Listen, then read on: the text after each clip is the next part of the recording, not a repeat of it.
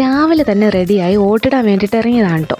പൂന്തോട്ടത്തിലോട്ട് വന്നപ്പോഴാണെങ്കിൽ നിറയെ പൂക്കളൊക്കെ കണ്ടപ്പോൾ ഒന്ന് പിടിച്ചൊന്ന് തഴുകാതെ പോകാൻ വേണ്ടിയിട്ട് തോന്നിയില്ല.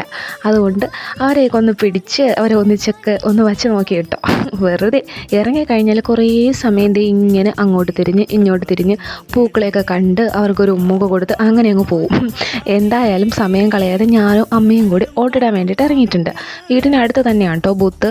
വെറുതെ ഈ കാല് കാണിച്ച് ഷോ കാണിക്കുന്നത് പുതിയ ചെരുപ്പാണ് കേട്ടോ, ഇന്നലെ വാങ്ങിയതേ ഉള്ളൂ. അതുകൊണ്ടാണ് ഇത്രയും ഷോ. അങ്ങനെ എന്തായാലും കുറച്ച് സമയം നടക്കാനേ ഉള്ളൂ. നടന്നപ്പോഴത്തേക്കും നമ്മളത് ബൂത്ത് ഇട്ടു ഇതായി ഇറങ്ങി. അത്രയും വേഗത്തിലായിരുന്നു കേട്ടോ. വളരെ പെട്ടെന്ന് കാര്യമൊക്കെ കഴിഞ്ഞ് നമ്മൾ വീട്ടിലേക്കെത്തി.